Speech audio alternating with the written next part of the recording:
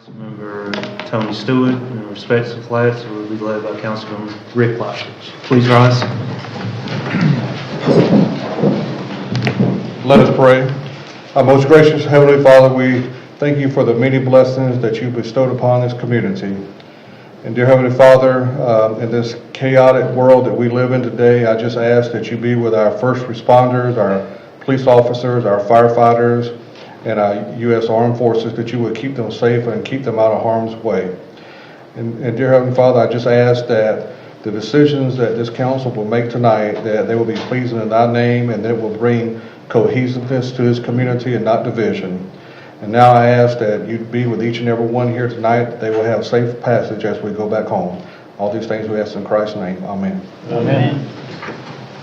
I pledge allegiance to the flag of the United States of America,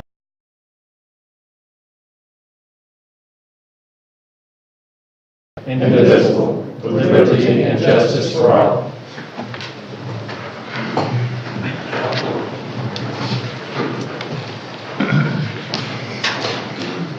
Before we get into the body of our meeting, we do have we have a special recognition and a swearing-in ceremony, and I'm going to ask Chief Bratcher to come up and lead us in that. Chief? Thank you, Mr. Mayor, Council. I appreciate you giving the administrative staff, giving us this opportunity to do this tonight. At this time, I would like to ask Lieutenant Treavor Brazeal and Firefighter Wyatt Fulbright if you'd come up to the podium, please.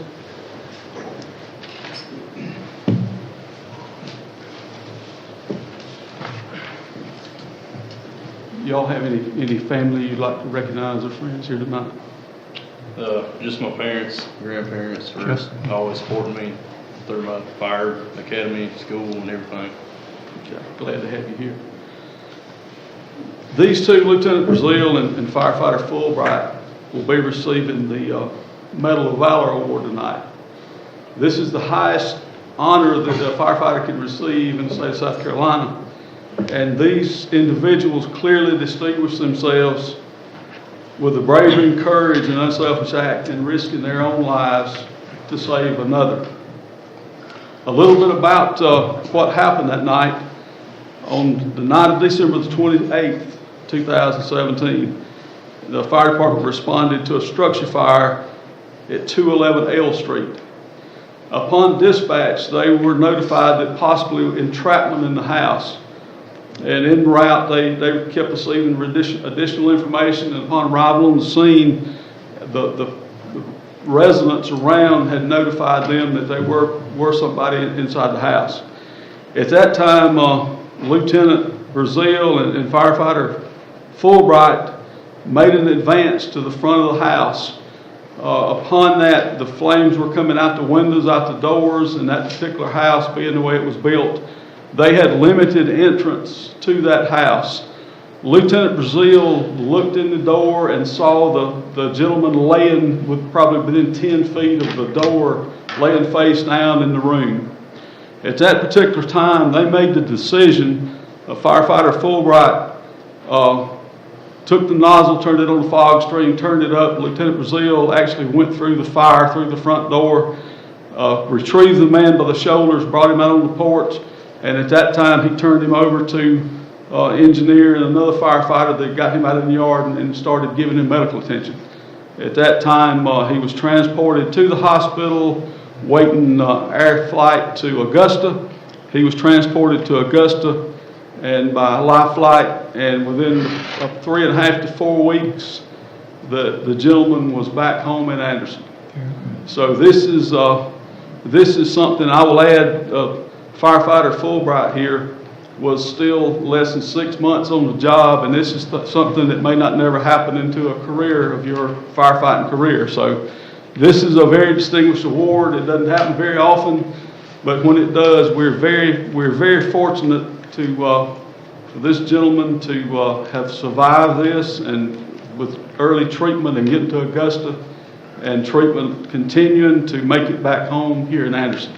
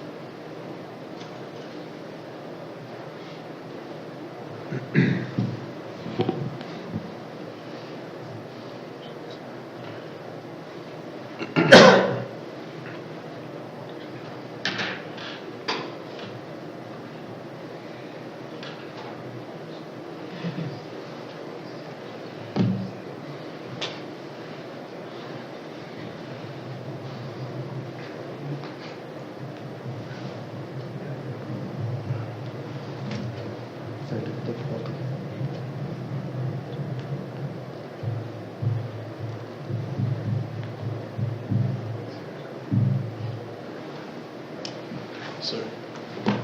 Congratulations. Congratulations. Y'all walk in this.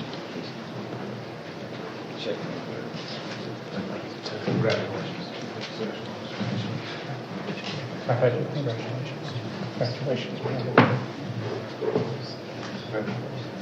Job well done. Congratulations. Job well done. Congratulations.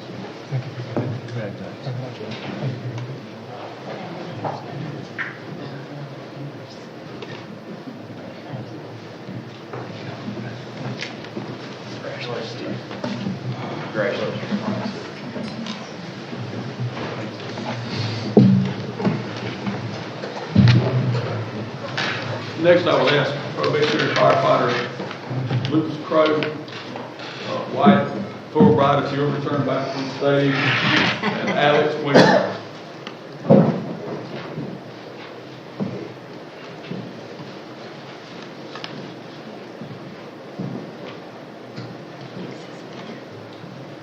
These probationary firefighters have met their 6-month probation. They have completed all of their required training to become a firefighter. First of all, Wyatt, he's been a firefighter for 8 years, began as a volunteer in Piercetown. He graduated Wren High School, continued with his firefighting training. He has prior service with BMW Fire Department and Donaldson Center Fire Department. Alex Wengerd has been a volunteer 10 years with the Centerville and with Center Rock Fire Department. He was also one of our city fire department explorers from school days. He has completed his training and also has past firefighting experience with Greenville County. Lucas Crowe has been a volunteer with Anderson County for 7 years with Center Rock Fire Department. He attended Westside High School and graduated from Anderson School District 5 Charter School. He's also completed his Firefighter 2 training before employment here, and he is also an EMT. You guys have any kin folks or any people you would like to recognize tonight? My parents are here, and my Glad to have you.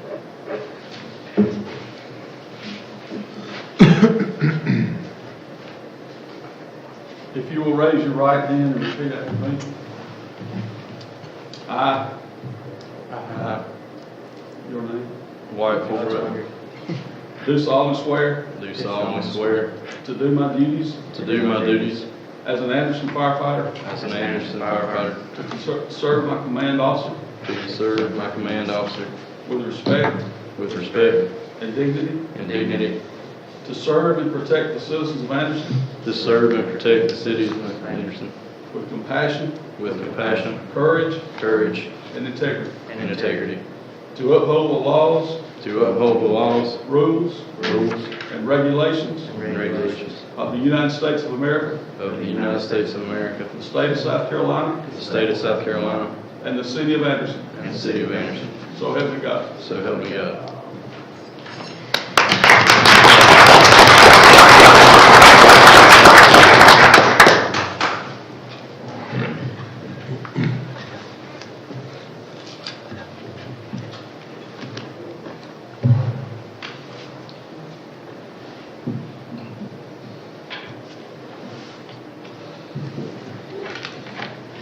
Congratulations. Thank you, Chief. Congratulations.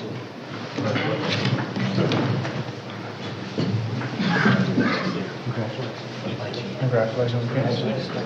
Congratulations. Glad to have you on board. Congratulations. Glad to have you on board. Thank you. Thank you for your Welcome aboard. service. Congratulations. Congratulations. Welcome aboard. Congratulations. Congratulations. Thank you for your service. Congratulations, Steve. Thank you.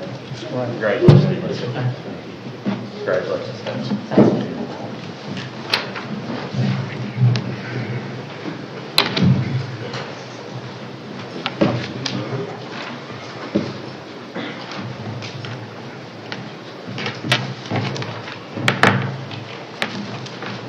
Our last bit of housekeeping, so to speak, before our meeting tonight, we'll do a proclamation. And I'm going to ask Erica Kraft, my division head in Community and Housing Development, to come forward with anybody else she would like. And Michael Cunningham is going to come forward. And as they make their way here, this is April is Fair Housing Month, and if you'd be patient with me, I'd like to read a proclamation.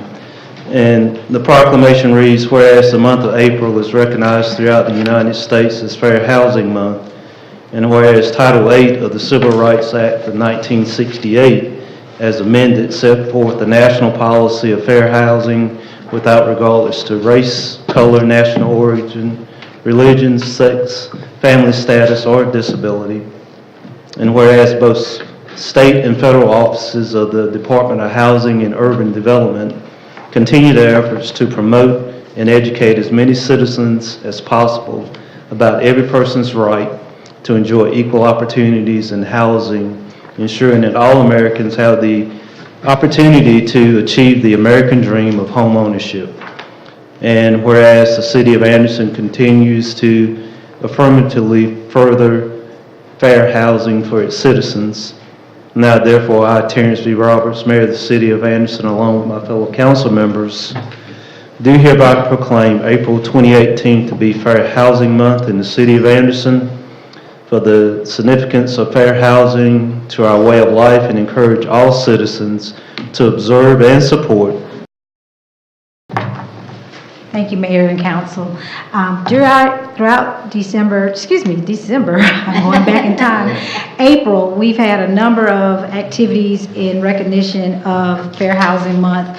During our National CDBG Week, we had staff available to speak with persons about housing discrimination. We also presently have a large display at the Anderson County Library. I encourage you all to visit it. We will be taking it down on next week, so hope you have an opportunity to see. It's very educational, and it advises the community of the protected classes under the Fair Housing Act, and we have literature available at the library as well. At this time, I'll ask Michael to speak with you about our upcoming workshop. Mr. Mayor and City Council and members of the audience, a couple of things, if it's all right. One, I'd just like to take the opportunity to thank the City of Anderson for their longstanding support of fair housing, but also the Community Housing Resource Board, not only with your support through staff and allowing us to operate our fair housing hotline, but also with space. So without your partnership, our Community Housing Resource Board, which serves as a resource for fair housing and those other issues, we would not be successful. So I just wanted to thank you for that long-term support. Also on tomorrow evening at 5:30, we'll be having a fair housing workshop. It's going to be at our own city's Municipal Business Center. And so we invite all of you to come out to that, and where we will have a number of presentations around fair housing from our legal aid department. And so just again, I want to thank you for your long-standing support. Remind everyone of the workshop on tomorrow. And if it's okay, I'd like to deviate from the page just for a minute to offer one more word of thanks. You did a great job of recognizing our firemen and Chief Bratcher. Those of you out there, you may not know this, but in addition to risking their lives every day, our firemen within the City of Anderson also do a great job to help a program at AMED Health called Safe Kids, where they are going out, and whenever we don't have a person available, they're also doing car seat safety checks for the public. And they're able to come to the different fire departments to get those car seats done, and that is a tremendous, tremendous resource for the safety of our children of our community. So I just want to make the City Council aware of that and also thank them for that work on behalf of the children of our community. So thank you. Thank you.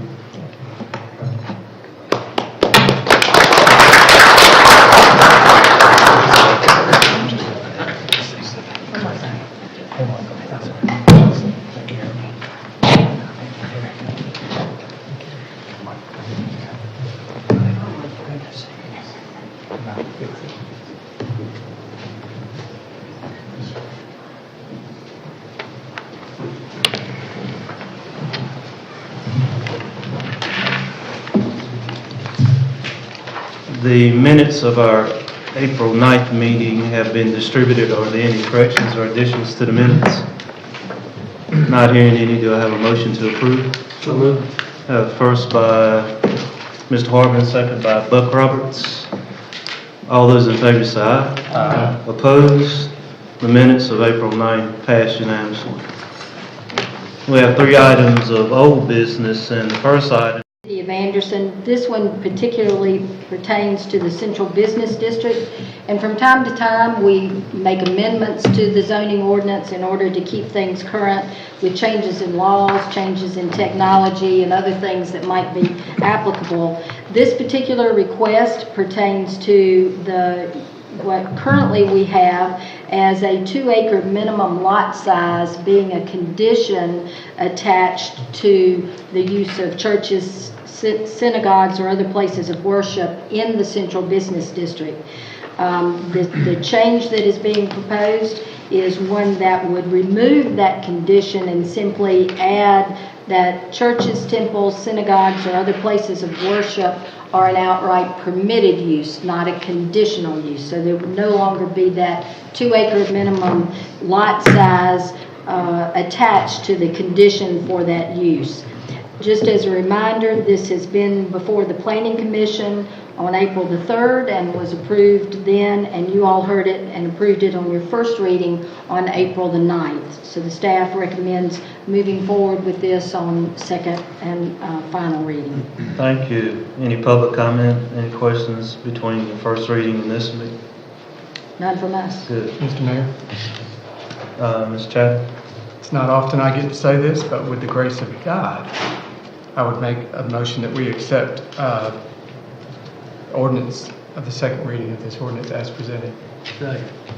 First by Mr. Chapman, a second by Mr. Buck Roberts. Any further discussion, comments? All those in favor say aye. Aye. Opposed? That passes unanimously on the final reading. Our next item of old business is request second reading of ordinance 18-05, the annex and zone 1709 South Mary Avenue extension to R5 single family residential. Ms. McCollum? This particular piece of property is the site of a single-family dwelling. They would like to annex the property in order to receive city services. It is, as you know, condition or one of the requirements for annexation is being contiguous to the city limits, and this property is. As I said, it's because it is already in use as a single-family dwelling, the R5 zoning is applicable and consistent with what the other properties in the area are in use as. Planning Commission recommended this on April the 3rd, and you also approved it on April the 9th for first reading. So we would recommend this for annexation and zoning into the city. Thank you. Again, any public comment? It's none addition from the staff. Thank you. I move that we accept it. Second. Well, first by Dr. Thompson, a second by Mr. Laughridge. Discussion? All those in favor say aye. Aye. Opposed? It passes on the second and final reading. Moving right along, the third item of old business is request second reading of ordinance 18-06 to annex and zone 1706 South Murray Avenue extension to R5 single family residential. Ms. McConnell?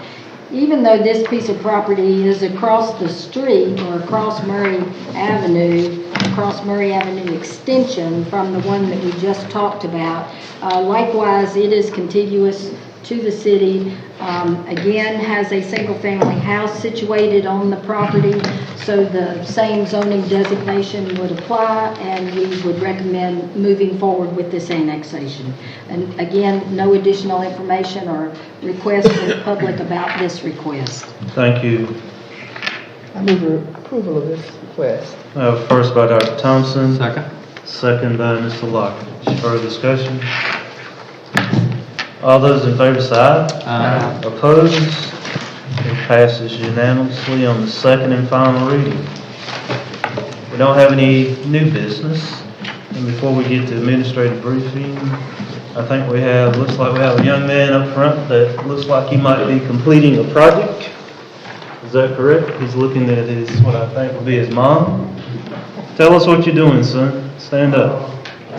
So I am in Boy Scouts and I work on my Eagle Scout. I just did a project not too long ago for Salvation Army in Anderson. But I'm working on finishing my citizenship and community badge, and I have to attend a city council meeting. So Good. What troop are you in? 84. 84. Well, thank you for coming tonight. Yes. Good job.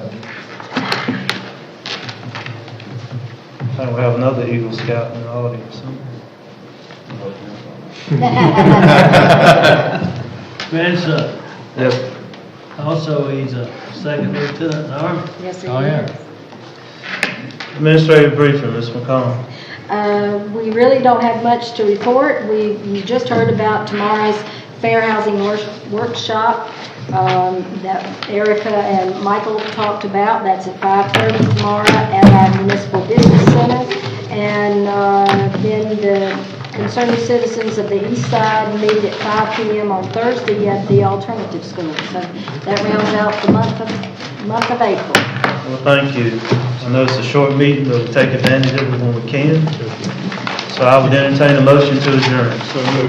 First by Mr. Newton, second by somebody down here. John Roberts, Mayor Pro Tem. Mayor. All those in favor say aye. Opposed? We stand adjourned. He didn't recognize you. All right.